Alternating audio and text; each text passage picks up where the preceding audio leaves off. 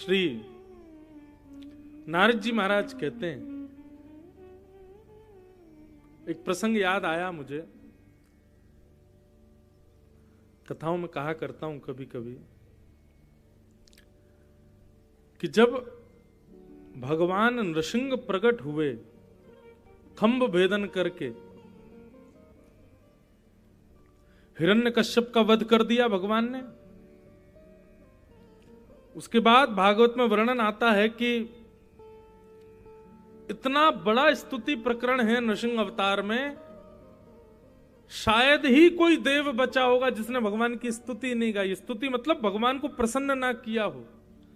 तो वहां प्रश्न करते हैं शुकाचार्य जी से, परीक्षित जी इतनी स्तुति क्यों गाई जा रही है? बोले क्योंकि ठाकुर जी भयंकर क्रोध में है, ठाकुर जी को गुस्सा आ रहा है बहुत ज्यादा, और ठाकुर जी के क्रोध के कारण थोड़ी थोड़ी धरती हिल रही है, आकाश में बादल गरज रहे हैं, समुद्र में सुनामी आ रही है, सबको यह भय लग रहा है कि कहीं प्रलय ना आ जाए। अभी तो सतयुग चल रहा है, त्रेता द्वापर कलयुग अभी आने बाकी है, लगता है सतयुग में ही प्रलय हो जाएगी। इसलिए सब आकर के स्तुति भगवान को शांत करने का प्रयास कर रहे हैं। जब सबने स्तुति गाली तब भी ठाकुर जी का क्रोध शांत नहीं हुआ। तब सबसे अंत में लक्ष्मी जी आती हैं, भगवान की पत्नी। पति किसी से ना रीझे, पत्नी रिझा लेगी उसको। लक्ष्मी जी ने आकर के कहा, तुम लोग सब पीछे हटो, मैं अभी स्तुति गाती हूं, ठाकुर जी तुरंत रीझ जाएंगे। लक्ष्मी जी ने जाकर के भगवान की जब स्तुति गानी प्रारंभ की तो ठाकुर जी और जोर से चिल्लाने लगे। लक्ष्मी जी भी भाग गई वहां से, और बल्कि ये तक और कह गई, बोले ये मेरा पति है ही नहीं, तुमने किसी शेर को बैठा दिया है, और मेरे पति तो बड़े कोमल हैं, वो सुकोमल हैं, उनका हृदय कितना कोमल, तुम क्या जानो, ये शेर के रूप में कौन बैठा भीतर, ये नारायण नहीं है। लक्ष्मी जी ने तो नारायण से स्वीकार करने तक को मना कर दिया कि नारायण है ही नहीं है। तब ब्रह्मा जी प्रहलाद जी के पास जाते, बोले प्रहलाद, ठाकुर जी का क्रोध शांत नहीं हो रहा है, और ये हमारे चाहने से होगा भी नहीं, क्योंकि ठाकुर जी तुम्हारे लिए आए हैं, तुम जाओ ठाकुर जी की सेवा, ठाकुर जी के लिए कुछ कहो। तब प्रहलाद जी ने भगवान की स्तुति गाई। वैसे तो प्रहलाद चरित्र भी कल परसों तरसों आएगा, लेकिन अब अपूर्णता, भक्ति में स्वयं को सदैव अपूर्ण मानना, ये विषय चला तो मुझे प्रहलाद जी का स्मरण हो गया। प्रहलाद जी भगवान से कहते हैं, हे ठाकुर जी, आप इतने क्रोधित मत होइए। बड़े बड़े देवता अपनी लच्छेदार वाणी में आपकी स्तुति गा रहे थे, वे आपके क्रोध को शांत नहीं कर पाए, तो मेरी क्या पहुंच कि मैं अपनी तोतली वाणी से आपको शांत करूं। बहुत ध्यान से सुनिए सब लोग, बहुत सुंदर बात है। प्रहलाद जी की आयु कितनी है? 4.5 वर्ष के हैं। अभी 4.5 वर्ष का कोई बालक यहां पे हो ना, उससे बुलवाना जरा, वो भी तुतला के ही बोलेगा, स्पष्ट नहीं बोल पाएगा। 4.5 वर्ष के प्रहलाद जी महाराज भगवान से कहते हैं कि भगवान, इतने सारे देवताओं ने लच्छेदार वाणी में, संस्कृत में अपनी सुंदर भाव, अपने सुंदर संस्कृति से आपकी सुंदर स्तुति गाई, आप उनकी स्तुति से शांत नहीं हुए, तो मुझसे तो अभी प्रहलाद भी स्पष्ट बोलना नहीं आता, मैं तो तुतलाता हूं, छोटा बालक हूं, मैं आपको कैसे प्रसन्न कर सकता हूं नाथ। पर मुझे आपके ऊपर विश्वास क्यों है पता है? गजयूथ पारी, बोले मैं तो फिर भी बोलना जानता हूं, पर वो गजेंद्र, वो हाथी, वो तो बोलना भी नहीं जानता था, आपने तो उस पर भी अनुग्रह किया। यदि मैं ये सोच करके पीछे हट जाऊं कि देवताओं की जैसे लच्छेदार वाणी मेरे पास नहीं है, मैं तो तुतला करके बोलता हूं, मैं तो अभी छोटा बालक हूं, तो ये मेरे लिए बहुत बड़े दुर्भाग्य की बात होगी, क्योंकि आप तो उस पर भी कृपा करते हो जो बोलना भी नहीं जानता, जो एक सामान्य जानवर है, उस गजेंद्र पर भी आप कृपा करते। नाथ शांत हो जाइए ना। ओहो, ये बात सुनते ही नृसिंह भगवान के तो सब गुस्सा उससे सब ठंडा हो गया, और तुरंत दौड़ करके गए, प्रहलाद को हृदय से लगा लिया, अपनी जीभ से चाटने लगे, वरदहस्त प्रहलाद जी के सिर पर घुमाने लगे, बार बार अपने अंक में भरने लगे। नन्हे से प्रहलाद जी को ठाकुर जी ने अपने हृदय से लगा लिया। ठाकुर जी का क्रोध शांत हो गया, पृथ्वी जो थोड़ी थोड़ी हिल रही थी वो शांत हो गई, समुद्र के उफान शांत हो गए, आकाश में बादल गरज रहे थे सब शांत हो गए, देवता सब प्रसन्न हो गए, जय हो जय हो जय हो। इतना सब कुछ हो गया। तब प्रहलाद जी क्या कहते हैं, भगवान आपको हाथ देखना आता है? नरसिंह भगवान बोले ये रेखा हम ही बनाते हैं तो हमको देखना नहीं आता होगा। अच्छा भगवान जरा आप मेरे हाथ की रेखा देख लो। ठाकुर जी के हाथ में अपना हाथ रख के बोले जरा मेरी हाथ की रेखा देखना। भगवान साढ़े 4.5 वर्ष के प्रहलाद जी अपने हाथ की रेखा दिखा रहे हैं, छोटी छोटी रेखा बनी हुई है उनके हाथ में। भगवान बोले क्या देखना है? तुम्हारा कितने दिन राज्य चलेगा, तुम्हारी कितनी संपत्ति होगी, तुम्हारे ब्याह कितने होंगे, तुम्हारे बच्चे कितने होंगे, ये सब देखना है? क्या देखना है प्रहलाद तो बताओ। बोले हे भगवान मेरे अंदर आपके प्रति अहेतुकी भक्ति कब प्रकट होगी, कृपा कर ये बता दीजिए। मैं आपका निष्काम भक्त कब बनूंगा, मुझे कृपा कर ये बता दीजिए। भगवान बोले प्रहलाद जगत नियंता जगदाधार त्रिलोकीनाथ जो दुनिया भर के 1000 वर्ष की तपस्या पर भी मैं प्रकट नहीं होता, 4.5 वर्ष की आयु में तुमने मुझे प्रकट कर दिया, तुमको लगता है तुम अभी भी भक्त नहीं हो? 33 करोड़ देवता जिनके मंदिरों में हजारों लाखों की तादाद में लोग लाइन लगा करके दर्शन करते हैं, ऐसे देवता मेरे सामने गिड़गिड़ा रहे हैं, उनकी स्तुति पर मैं प्रसन्न नहीं हुआ, तुम्हारी स्तुति से प्रसन्न हो गया, तुमको अब भी लगता है कि तुम्हारी भक्ति श्रेष्ठ नहीं है? लक्ष्मी जिसको पाने के लिए पूरा ब्रह्मांड दौड़ रहा है, वो लक्ष्मी की भी स्तुति मैं स्वीकार नहीं कर रहा हूं। उस स्तुति के आगे तुम्हारी तोतली वाणी में कही गई स्तुति मुझे इतनी प्रिय लग रही है, अब भी तुमको लग रहा है कि तुम भक्त नहीं हो। तुम्हारे लिए मैं खंभ से प्रकट हो गया, एक अद्भुत अवतार नृसिंह लेकर के मैं प्रकट हो गया, तुमको अभी भी लगता है कि तुम भक्त नहीं हो? इसे कहते हैं भक्ति। यहां हम गिरिराज जी की पैदल परिक्रमा लगा लेते हैं तो हमको इतना अभिमान हो जाता है कि 4 लोगों से कहेंगे हाथ दबाए पैर दबा, भाई यार थक गए यार, हमने एक बार में पूरी परिक्रमा रुका नहीं हूं मैं बिल्कुल भी, इसी में ही अभिमान हो गया। महाकाल भगवान की सुबह 3 बजे उठ करके भस्म आरती करके आए आगे बैठ करके, और भस्म आरती करने के बाद महाराज बाहर निकल करके आए, 2 बजे उठ गए थे रात को, 2 बजे उठ करके स्नान करके महाकाल की हम मंगला आरती करने गए, देखा महाकाल भगवान ने सबसे आगे बैठा करके हमको दर्शन दिया, अभिमान आ गया, इतने में ही अभिमान आ गया। गुरुजन और भागवत में कहा गया है भगवान का चौथा विवाह कालिंदी यमुना जी के साथ में हुआ। ठाकुर जी एक दिन भ्रमण करते करते अर्जुन के साथ घूम रहे थे वन में, तभी एक श्याम वर्णा परम सुंदरी एक कन्या बैठी थी और ध्यान कर रही थी। उसके रूप को देखते ही अर्जुन का मन आ गया। अर्जुन बोला भगवान ऐसी पत्नी हो जाए तो मेरा तो जीवन धन्य हो जाए। भगवान बोले देरी क्या बात की, जाओ प्रस्तुत कर दो अपने भाव जो तुम्हारे हो, यदि राजी हो जाएगी तो यहीं ब्याह करा देंगे तुम्हारा। अर्जुन बोला आप मेरा साथ दोगे? बोले बिल्कुल दूंगा, एक बार उसकी रजामंदी पूछ ले, अगर वो राजी हो जाए तो मैं तेरा ब्याह कराऊंगा। अर्जुन दौड़ करके गया और जाकर के कहने लगा हे श्याम वर्णा सुंदरी तुम कौन हो, और यहां इस नदी के तट पर बैठ करके किसकी आराधना कर रही हो, किसका ध्यान कर रही हो? नेत्र खोल करके यमुना जी बोली अर्जुन।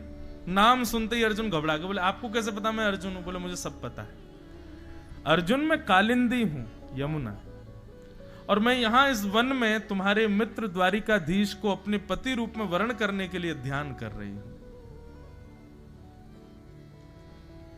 अर्जुन ने जब पीछे मुड़ करके देखा भगवान मंद मंद मुस्कुरा रहे थे, बोले अब मैं क्या करूं अर्जुन, मेरी गलती तो। बोले नहीं, पूरे विश्व से तुम ही ब्याह कर लो, सबको तो तुम ही चाहिए और हम लोगों के लिए कोई है कि नहीं। भगवान बोले अर्जुन ये कोई स्त्रियां नहीं है जिनसे मैं ब्याह कर रहा हूं, ये प्रकृति है। पृथ्वी, अग्नि, जल, वायु, आकाश, मन, बुद्धि और अहंकार, ये भगवान की 8 मुख्य पत्नियां हैं। ये केवल ठाकुर जी की रहती हैं। ठाकुर जी से जैसे इनको अलग किया जाता है यही पाप जन्या हो जाती हैं। ठाकुर जी अपनी ही बनाई हुई अष्टधा प्रकृति के साथ में विवाह कर रहे हैं, किसी स्त्री विशेष के साथ ब्याह नहीं हो रहा ठाकुर जी का। भगवान बोले ये यमुना है, ये मेरी सदा से पत्नी है, बस कृष्ण अवतार में मैं एक लीला के रूप में विवाह कर रहा हूं। अर्जुन ने कहा चलिए अब उल्टा हो जाए, आपने हमारा ब्याह करना ना, अब हम करा दें। और अर्जुन के नेतृत्व में भगवान का यमुना जी के साथ में विवाह हुआ। यमुना यमदूतन तारत हैं, भव तारत हैं श्री राधिका रानी। बंधुओं, ये यमुना जी कौन है? सूर्य तनया, सूर्य की पुत्री हैं, यमराज की बहन है और भगवान की पटरानी है।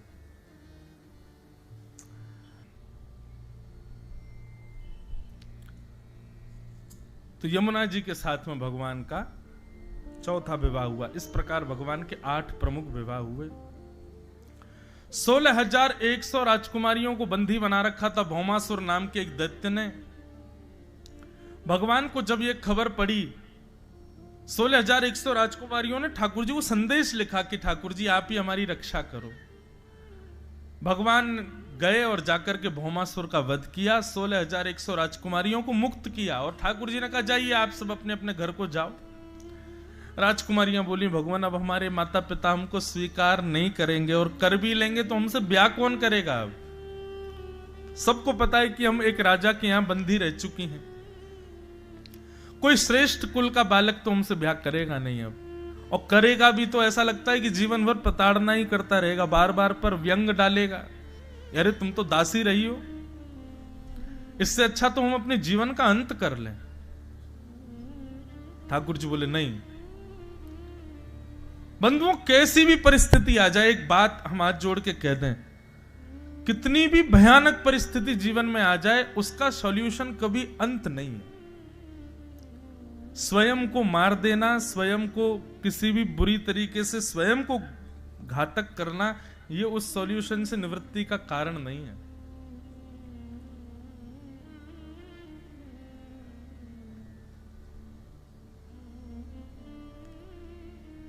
कैसी भी परिस्थिति जीवन में आ जाए, थोड़ा रुकिए, धैर्य रखिए, थोड़ा विचार कीजिए, थोड़ा सहमिए उस समय। और एक बात बताएं आपको, आध्यात्मिक स्थिति जिस व्यक्ति की होती है वो ऐसी स्थितियों में संभल जाता है। गैर आध्यात्मिक व्यक्ति इस प्रकार की सिचुएशंस में बहुत डगमगा जाता है, वो भूल जाता है, वो उसको फिर समझ नहीं आता मैं क्या करूं। इसलिए जीवन में आध्यात्म बहुत जरूरी है, ताकि कभी कोई बहुत बड़ी आपत्ति जीवन में आ जाए तो कम से कम आप संभल जाओ। शास्त्र आज्ञा करते हैं सुसाइड करने वाला व्यक्ति, आत्महत्या करने वाले व्यक्ति को 2000 वर्ष के लिए प्रेत बनाते हैं। 2000 वर्ष के लिए प्रेत योनि में जाता है। क्यों? क्योंकि उसका पूर्व नियोजित जो मृत्यु का समय था उससे पहले उसने स्वयं को अपने आप मार लिया।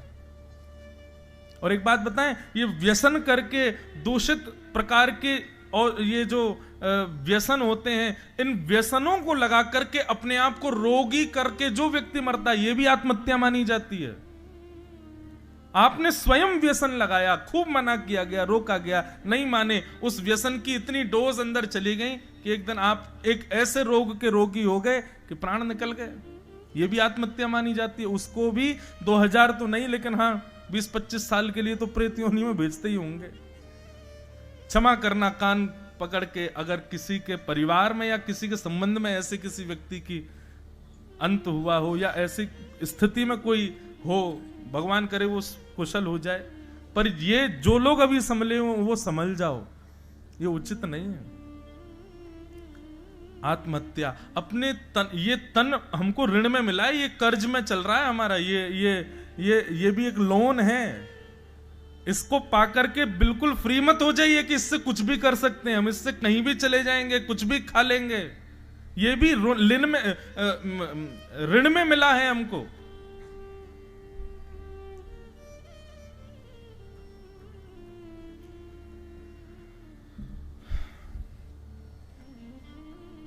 भगवान ने कहा ये उपाय ठीक नहीं है, अपना अंत कर लेना, या तो अपने परिवार को स्वीकार कीजिए। 16,000 राजकुमारियां बोली हमको कोई स्वीकार नहीं करेगा। तब ठाकुर जी बोले बताओ तो फिर क्या चाहिए आपको? तब सब 16,100 राजकुमारियों ने कहा भूयात पतिर में मह्यम, आप परब्रह्म हो, परमात्मा हो, आप हमको द्वारिका में आश्रय दे दो। ठाकुर जी बोले आश्रय यदि देंगे तो बाद में और वाद बढ़ेंगे, हम आपसे ब्याह करते हैं। और 16,100 राजकुमारियों के साथ ठाकुर जी ने 16,100 रूप धारण करके ब्याह किया। ऐसा नहीं था कि एक अकेले भगवान ही सबके संग फेरा ले रहे थे। कर्तुम अकर्तुम अन्यथा कर्तुम समर्थ ईश्वर, वो साक्षात ईश्वर हैं, सबके साथ एक साथ अलग अलग रूप धारण करके विवाह किया। और 16,108 भवन द्वारिका में हैं, जिनमें भगवान की अलग अलग भवनों में पत्नियां रहती हैं। लोग कहते हैं भगवान ने 16,108 ब्याह किए, हम उनके अंश हैं, हम 3-4 ही कर लें, ब्याह एक ही कर लें, बाकी 2-3 और हमारे कहीं संबंध हो जाए तो क्या बुराई है, हम भी तो अंश हैं श्री कृष्ण के।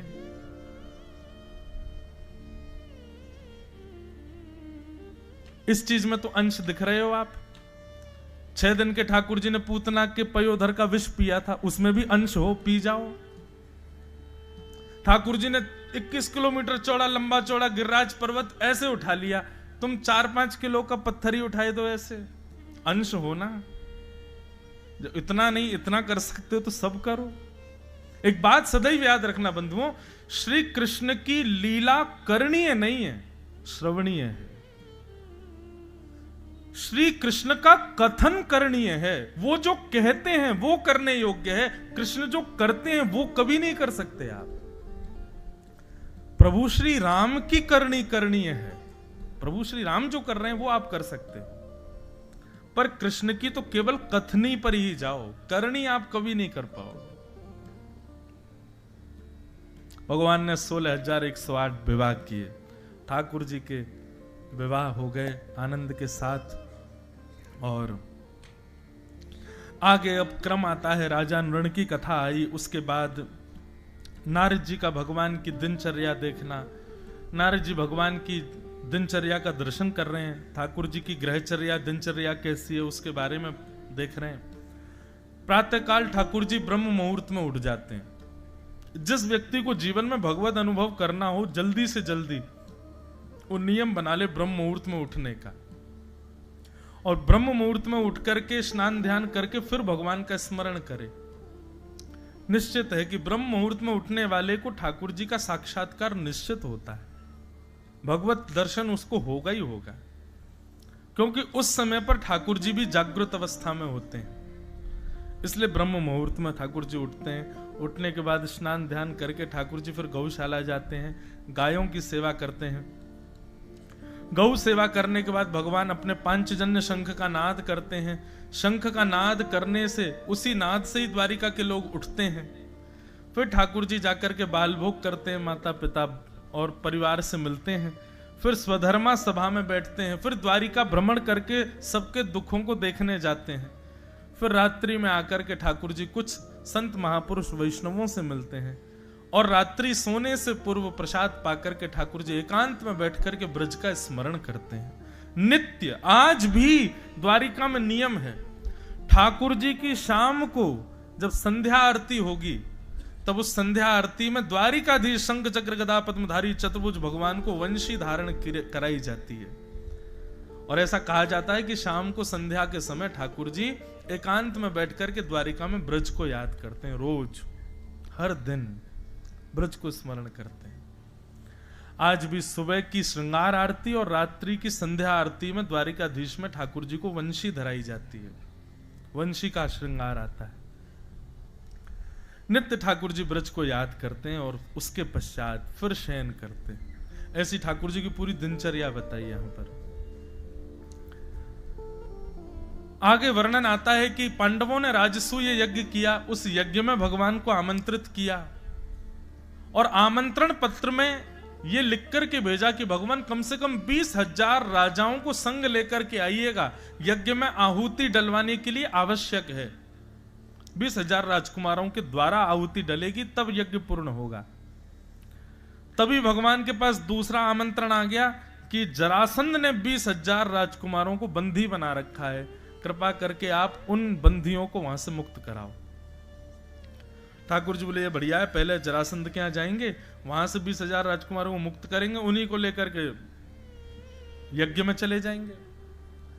ये जरासंध कौन है बंधु? कंस के ससुर जी हैं ये। जब से कंस मरा है तब से ये भगवान के शत्रु हैं। इन्होंने ही 17 बार चढ़ाई की थी मथुरा पर, 18वीं बार ब्राह्मणों की सेना लेकर के आ गए, इसीलिए भगवान रण छोड़ करके द्वारिका में विराजे। आज पुनः जरासंध का नाम सुनते ही बलराम जी ठाकुर जी बलराम जी को देखने लगे, बोले ये वही है जिसने मथुरा पे चढ़ाई की थी। ठाकुर जी बोले हम जरासंध के यहां जाएंगे ब्राह्मण का रूप धारण करके। जरासंध ने जब से भगवान को रण छुड़वाया तब से ब्राह्मणों का इतना बड़ा उपासक हो गया वो कि नित्य अपने राज सिंहासन पर बैठ करके 2 घंटे के लिए द्वार खोलता है, जितने ब्राह्मण आके जो मांगते हैं वो उनको दे देता है। इतना दानवीर हो गया। एक दिन उसके दरबार में 3 अजब गजब ब्राह्मण आए, और ये तीनों कौन थे? अर्जुन, कृष्ण और भीम। तीनों गए ब्राह्मण का रूप धारण करके, जो मांगते थे ब्राह्मण वो देता था जरासंध। जब तीनों की बारी आई तो जरासंध ने कहा मांगिए क्या चाहिए? भगवान ने कहा युद्ध चाहिए तुमसे, युद्ध करना है। इतनी अच्छी बात यहां पर जरासंध कहता है। जरासंध बोलता है, बोले भगवान क्षमा करें पर आप लोग ब्राह्मण नहीं हो, क्योंकि मैं ब्राह्मणों के इतने साथ में रहता हूं, ब्राह्मणों की इतनी सेवा करता हूं, इससे यह बात जान चुका हूं कि ब्राह्मण कुछ भी मांग लेगा लेकिन युद्ध कभी नहीं मांग सकता। आप ब्राह्मण नहीं हो, कौन हो? इतने प्रसन्न हो गए ठाकुर जी जरासंध पे, बोले कि देखो ब्राह्मणों को कितना जानता है। तुरंत ठाकुर जी ने अपना रूप दिखा दिया। भगवान का रूप देखते ही जरासंध बोला, अरे रण छोड़, आ गया? तुझे पहले तो भगा दिया था मैंने, फिर से आ गया? भगवान बोले युद्ध करो मेरे साथ। बोले भगोड़ों के साथ नहीं युद्ध करता मैं। हाँ भाई तुम अपना मुख दिखाओ, तुम कौन हो? अर्जुन ने अपना मुख प्रकट किया, बोले ये तो बच्चा है, बच्चों से थोड़ी खेलूंगा मैं। तीसरा बच्चा भीम, भीम ने जैसे मुख दिखाया, जरासंध बोला हाँ जे है मेरे टक्कर का, आजा। भीम बोला हम तीनों आए थे मारने, अब मैं अकेला रह गया। भगवान बोले उसकी मृत्यु तेरे हाथ है भीम, मेरे हाथों मरना होता तो मथुरा में ही मार दिया होता इसको मैंने, ये मरेगा ही तेरे हाथों, युद्ध कर। भीम युद्ध करता था जरासंध के साथ, और भगवान और अर्जुन बैठ करके चुपचाप युद्ध देखते थे। पूरे दिन जरासंध उठा उठा के फेंकता था भीम को, बहुत मारता था, और रात्रि में उसके घावों पर पट्टी रखते थे भगवान, सेकते थे, केला खिलाते थे, उसका भोजन बेचारे को कराते थे। उसकी थोड़ी देर सेवा करने के बाद अर्जुन और कृष्ण सो जाते थे, खर्राटे मारते, ये बेचारा रात भर रोता था, दर्द हो रहा है, सुबह फिर पिटना है उसको। क्योंकि जरासंध ने कहा था सूर्यास्त के बाद तुम लोग मेरे मेहमान हो, सूर्य उदय होते ही तुम मेरे शत्रु हो। सूर्य उदय होते ही भीम को कक्ष से लेके जाता था जरासंध, बोले चल युद्ध कर मेरे साथ। अर्जुन और कृष्ण चुपचाप बैठे रहते थे। भीम ने कहा बोले तुम दोनों के साथ गलत आ गया हूं मैं, कुछ नहीं करते हो, केला खाते रहते हो, पूरे दिन आनंद करते हो, मैं पिटता हूं वहां पे खड़ा खड़ा। भगवान बोले नहीं देख तेरे हम संग बैठे तो हैं, तू एक काम किया कर ना, युद्ध के बीच में तू मुझको देखा कर, मैं तुझे कुछ ना कुछ बताऊंगा। बहुत ध्यान से सुनना, बड़े अच्छा सूत्र है इसमें भी। भीम ने आज जब युद्ध किया, युद्ध के बीच में ठाकुर जी को देखा तो ठाकुर जी ने पत्र को लिया और 2 भागों में कर दिया। मानो भगवान उसको संकेत कर रहे हैं कि ऐसा दांव खेल, इसको पीटने से, मारने से, गदा प्रहार से इसको कुछ नहीं होगा, इसको बीच से अलग कर। भीम के अंदर ताकत तो थी, ऐसा दांव खेला कि एक पैर पर अपना पैर रख करके दूसरा पैर पकड़ करके बीच से अलग कर दिया जरासंध को।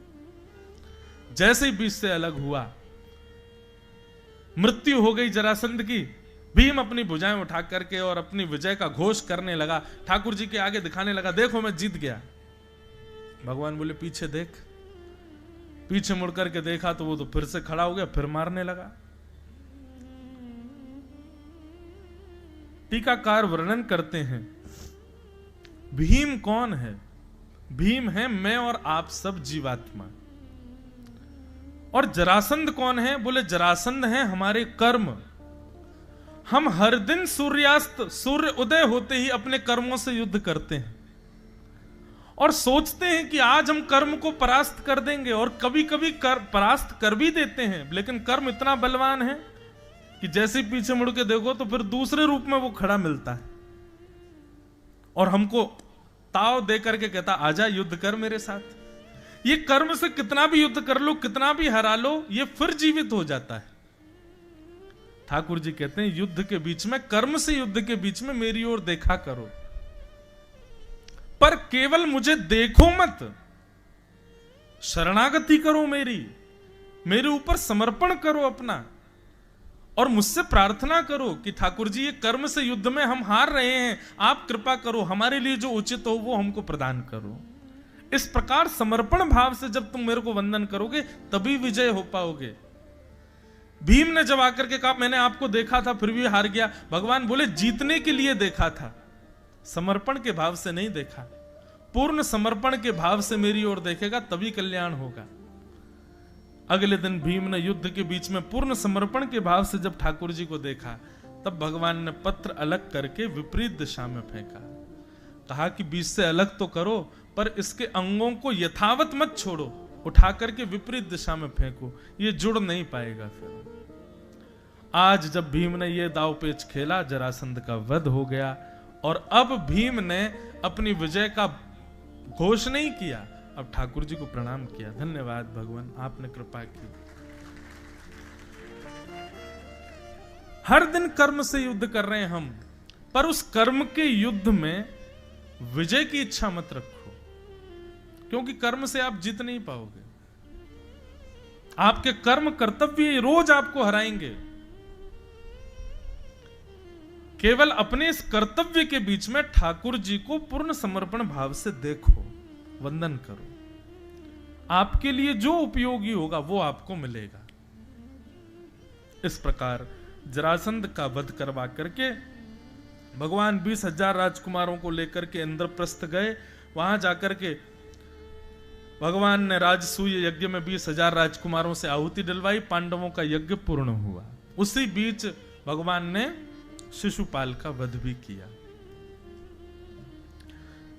इस प्रकार यह कथा आ रही थी, तभी एक प्रसंग आता है कि सूर्य ग्रहण का समय हुआ और भगवान सब द्वारिका वासियों को बुला करके कहते हैं भैया बहुत विशिष्ट सूर्य ग्रहण आने वाला है।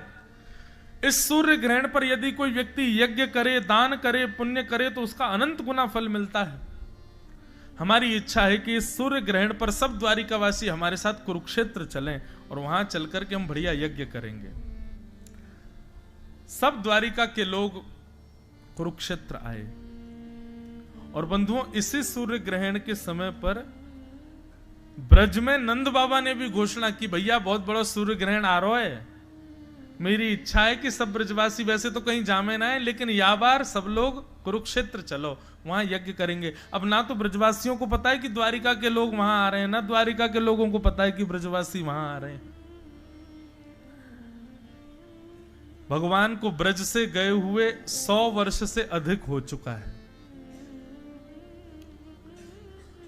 अभी बंधुओं केवल इसी विषय पर ही कथा थी द्वारिका में, ब्रज द्वारिका मिलन महोत्सव। अद्भुत प्रसंग था, कैसे कैसे मिलन हुआ सबका, अद्भुत भाव है।